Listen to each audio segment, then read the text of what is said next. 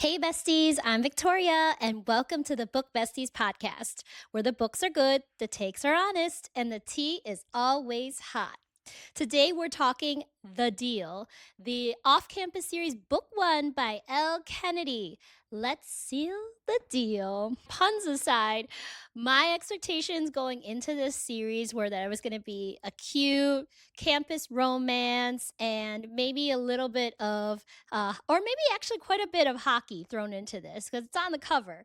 And then what happened was, yes, cute romance, but way, way, way more smut than I thought I was going to be, which I love. I mean, if you followed my podcast episodes, you know that I am a smut girl. And there actually wasn't too much hockey, but it's okay. Also, bigger deal is that it threw in some domestic violence and some rape. Some people said that it wasn't handled too well, other people disagree. We'll get into that in a little bit. As of the time of this recording, I have read up to most of book 4 and watched the first 5 episodes of the TV series.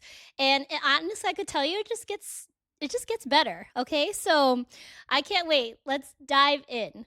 So, first things first, Garrett Graham. He's a jock and he sleeps around a lot. And he's obviously a really hot guy. I mean, he's the MMC.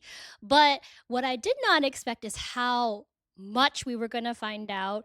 Even like the female lead is going to find out right off the bat just how much he sleeps around. At first, I was like, okay, are we going to get any substance from this guy? And then we slowly break down and figure out that this guy is actually, in my opinion, pretty perceptive and empathetic. He's also really introspective. He thinks a lot of things without saying them out loud to the people in his circle. And I think that is why he bonded with Hannah so well, because Hannah slowly breaks down his walls just as much as he breaks down hers. So now about Hannah. At the first impressions, right, is she's the goody good girl who just wants to get through college and maybe explore a little bit, but she doesn't want to break too many boundaries. And I feel like those opposites really attracted. And I love how they started to disclose things about their personal backgrounds without having to officially declare that they're partners or that they're dating yet, which I like because it was showing us that they almost kind of had like a friends to then lovers situation, which you'll find out in the rest of the series. Every relationship's quite different, but I thought that was interesting. I did not expect that, for one.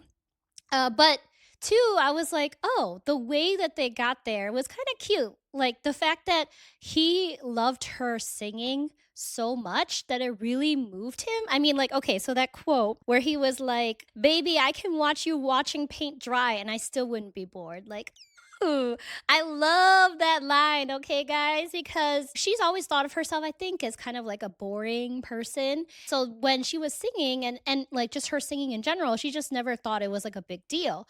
But then he made her feel really special. And it just moved her just how much it moved him to love her music so much. I love that, okay? I love that, guys. And then turn it around, how she really moved him. Well, there are a few things, but the main thing is she was asking him, did you actually want to get into hockey yourself? Or was it from the pressure of your dad being a hockey star? And he was just so blown away by that, like taken aback, because he was like, everyone just assumes that because my dad's a hockey star, therefore I would love hockey and follow in his footsteps. It was just really refreshing for him. I've read comments where people are like, why does he make so many assumptions about all of the women around him using his reputation? And that's the only reason why they'd ever want to be in a relationship with him. I could see both sides. Like on the one hand, he probably thinks that like, oh, if nobody's ever really gotten to know me before they want to get in a relationship, then what are they really looking for? I guess it's my reputation. And on the other hand, I could see that some girls may just be really infatuated with him, just like she was infatuated with Justin without really knowing him. They weren't friends, so I can see both sides. But I think the bigger thing for me that might have been like a yellow flag for Garrett was when he did the hands off announcement. When he said, to some people that then spread the word across campus that, like, oh, hands off Hannah because she's my girl. I did not appreciate that. I feel like that would be a pretty big yellow, if not even red flag. But, let me know what you think.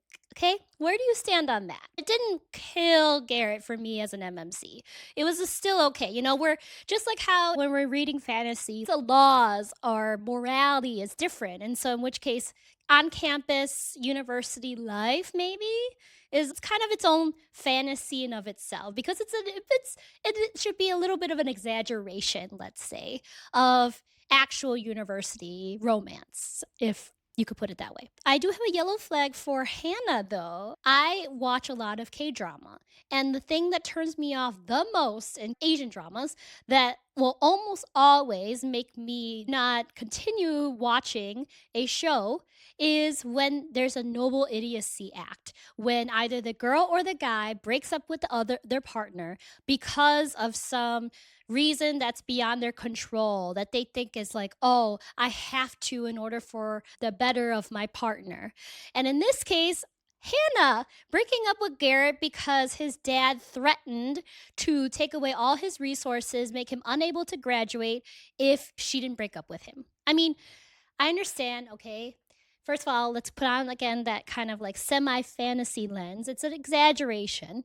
And also that she is still young. She's head over heels in love with him by this point. But, guys, she should be able to let him decide for himself whether he is okay with that. And she knew that he was going to accept the consequences of being with her. But that doesn't mean that it's her choice, right? She basically took away his choice in whether he could stay with her or not. And that was really unfair to him. I'm not mad at her. I just think that, girl, you shouldn't have let his dad, who we've clearly established is a terrible, toxic abuser, get in the way of you two. You should have an open conversation about what he said so that Garrett can make a decision for himself. I think maybe it just touches a little bit upon her self-esteem, that she feels not enough. But anyway, those were really only the 2 yellow flags I had for the whole book. Otherwise, I feel like everything was pretty good. So now going into those 2 really deep topics, right? The background of her rape and the background of his domestic abuse. I think that it was important that they were realistic about the fact that the rapist got away with it, because I think that happens pretty often, unfortunately. But what I think I didn't like about the handling of the whole discussion or the relationship between her and Garrett is, I understand that, she's kind of having this mindset of, oh, I need to get over my stigma, if you will, of having sex with a man. And I want to do it through Garrett. And then Garrett's a willing partner. But I think the whole getting off in front of each other part, like, it definitely exposes vulnerability.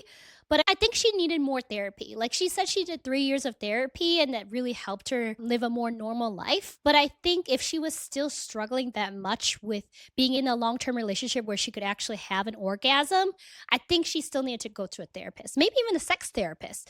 And then if and when she actually becomes a real partner with Garrett, then they could go together and then figure out how to together have an orgasm. But I mean, I understand everyone kind of has their own ways of handling trauma, and this was a unique way. It's not necessarily wrong, but I'm not sure if it was the healthiest way, if that makes sense. For people who have experienced this kind of trauma, I don't know if they felt like they were seen or they felt like it was taken carefully in that regard in this book. And you always have to tread carefully, of course, when you're touching these really deep topics. So then let's talk about the second topic, the domestic abuse that he experienced by his dad, both his dad abusing his mom and then later on abusing him after she died. First, witnessing domestic abuse, especially since it was his mom and he was so young, I think that the problem was they never explicitly said that he actually went to therapy. So because of that, I feel he never properly processed what happened and that he still kind of blames himself for his mom's abuse. And then when he got abused, then he didn't also process being the recipient of the abuse. So now he kind of has a redemption moment with his dad's girlfriend, and I'm I'm really proud of him. I mean, that was a huge moment for him where he was, I think, not only for him to help someone else, but then to help himself. He reminded her it's not her fault ever, that it happened with his mom and him, and that she could always reach out to him. That was so important that he did that. He didn't have to. I'm glad he did. But it also helped him because I think it helped him realize that now that he's grown up, he can take a stand not only on behalf of himself, but on behalf of another woman who could potentially be a continued victim of his dad. But again, I think he still should have gone to therapy. Because even up until the end of the book, I still feel like he had doubts about whether he could be capable of that violence. And now, hot topic, right? Him attacking the friend of her abuser. Do you think that he was justified in that? And do you think that any reasonable person in his position would have done that? For me, I think yes. I think anyone whose partner was being slandered and attacked like that would potentially respond like that. Tell me if you disagree. Okay, let's kind of lighten the mood and play one of our games. This is my first modern romance on the podcast. I thought we would kind of mix it up a little bit. Normally, I'll put my fantasy characters into a modern day situation and be like, oh, what would they do or what would they say in that situation? Now I'm flipping it around. These modern characters are going to be put into a fantasy situation. In the comments, let me know what you would do with each of these characters. Okay, so there's going to be 3 scenarios. The first one, if Garrett was a dragon rider, what would be his special power / signet? If I were to answer these questions, so Garrett has a really straightforward personality. He says what he means. And I think it would be challenging for him to be a mind reader. It would be really hard for him to then hear other people's intentions and then not do anything about it, I think. Second, if Hannah was a mythical being, would she be 1, a fae princess, 2, a healer, or 3, a witch? I think Hannah would be a healer. Yeah, because she helped Garrett heal his trauma. 3, if Garrett and Hannah were a fantasy couple, what would Garrett's nickname for Hannah be? Since we're in fantasy world, usually it's like more romantic or maybe more like historic kind of old world. Ooh, he would call her my queen. Oh, okay. Yeah, I like that. All right, now let's go back to their romance. I think they're just really cute for each other. First of all, they're both introspective and they both had the patience to slowly break down each other's walls. And they had a friends to lovers moment mixed in with some like cute, oh, I don't know if she's there yet. I love her. I'm not sure about him, blah, blah, blah. Because they had the fake relationship going into becoming a real relationship, which was really cute. My favorite moments / quotes. 1, because Cass isn't your roommate. From the sound of it, he's been working exclusively against you from the start. That was Garrett to Hannah. I love that moment because there weren't too many sports references, but when they did drop, I actually appreciated them. And I think this made a lot of sense. Like, technically, Cass is her singing partner, but he wasn't really acting like a teammate. He was acting really selfishly. And I love that Garrett just pointed it out so directly. The second, I love how Garrett goes to Birdie when he needs solid advice and he needs someone he could trust is not going to spread the word. I appreciated having Birdie as a senior figure on the team that Garrett feels like he can go to, even though Garrett himself is the team captain, especially since Garrett growing up didn't have a good father figure. So to have Birdie in his life is really valuable. Okay, the moment when she comes over to the house and then it is like there's just so much happening and she's like, wait, and they're just like, oh yeah, he's upstairs. Oh my god, guys, like, okay, so I'm not someone who had any sort of like fun life on campus. I only lived on campus for my first year, and I was the girl that just heads down, did my homework, stayed on campus, like didn't party or anything. So I had to really like picture myself being Hannah showing up to a frat boy house and then all of this craziness around me is happening and I'm like, "Oh my god, this is too much." And she's like, "Literally, I'm just here to to tutor this guy. Why do I have to deal with all this shit?" But it was so funny though because they're just like, "Yeah, whatever, like go on. Like do your thing. We're doing our thing." And I don't know, that just sets the tone for the whole friendship of all of the boys and then the girls that come into their lives as the series goes on, and I really love that. And then when she barges into the locker room to confront him and he's taking a shower, the coach walks up and tries to be like, why is she here? And then Garrett convinces the coach to let her stay. And then he's just like, okay, carry on. Like, I love that. I think that's another, like, kind of birdie situation where the coach is also really supportive. When she makes lasagna for them.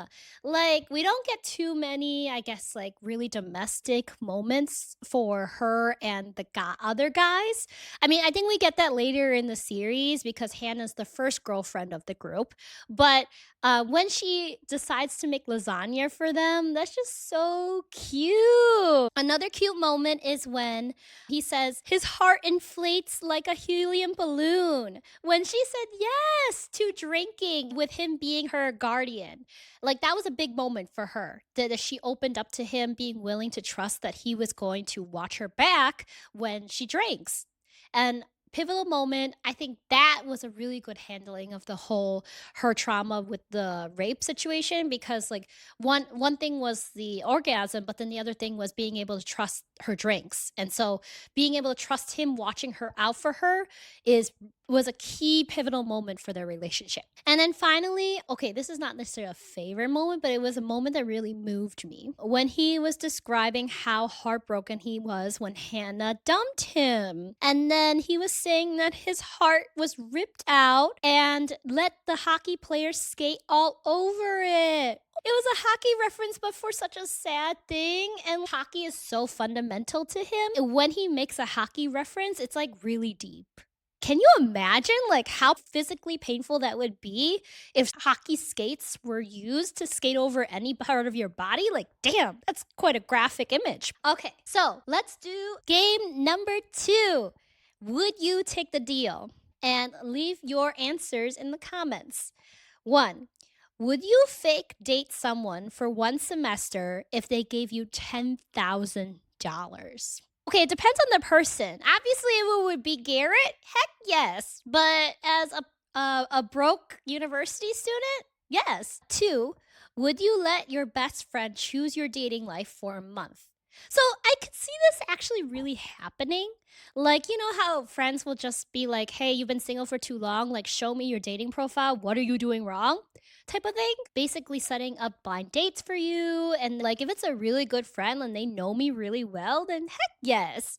Okay, guys, I've had one success where I connected a friend with another friend and they ended up getting married and having a kid. So, okay, I always bring that one up because, you know, you never know. The funny thing with that one is when I reached out to this friend, so I actually hadn't talked to her for like a really long time. We were kind of like more acquaintances until I reached out about noticing that she was single and then I had a single guy friend. And then after I connected them, we became really good friends. But like at the time, she was like, I was like, hey, you know, I haven't talked to you in forever, but I have this guy friend who's single. Would you be interested in chatting with him? She was like, yes, the dating scene out here is a dumpster fire. So if you have any guy that you know, think is good, like I'll meet him. And then lo and behold, here they are. I love it. Okay. And third, would you transfer schools if your ex went to the same school? No, I think it would be too much of a pain. And besides, like I chose that school for a reason. I shouldn't have to divert my experience for an ex unless if the ex was, you know, abusive or I was highly traumatized by the whole relationship. Then if I can't get the guy to leave, then I will leave, but otherwise, it's fine. I can see him around. It's okay. Okay, one more thing I want to talk about is the friends and the other people in this world, this university, right? Let's just dive in a little bit to Hannah's arc. Because at the beginning, we see her as someone who likes Justin for almost no reason. Like, we kind of see her head over heels for this guy without knowing pretty much anything about him. Even being willing to tutor Garrett and get into a fake relationship with Garrett in order to convince this guy that she's the hot thing on the market, which, as we already know, like that's kind of a yellow flag for Justin. Is that why should he only pay attention to her or be interested in her just because she's the girl on Garrett's arm? That was a sign that, she didn't have enough self esteem at the beginning. But by the end, we see not only does she realize, oh, there's weird things about Justin, but aside from that is the whole Mary Jane situation. Because I think original Hannah would have just taken everything that Mary Jane and the guy kind of just threw at her and be like, okay, yeah, I'll just deal with this shit. Like, whatever, She was kind of already doing that until they forced the matter and literally kicked her out. But after that, she had an awakening that, like, oh, hey, I deserve better. Like, I could win this thing without them. And I love that when Mary Jane tried to become friends with her again, she was just like, I can forgive you, but that doesn't mean we're going to be friends. Or if we are, it's going to take a long time. I think that was really important boundary setting for her, showing that her self worth is much higher. That's really important. The second thing was the whole Garrett Logan situation.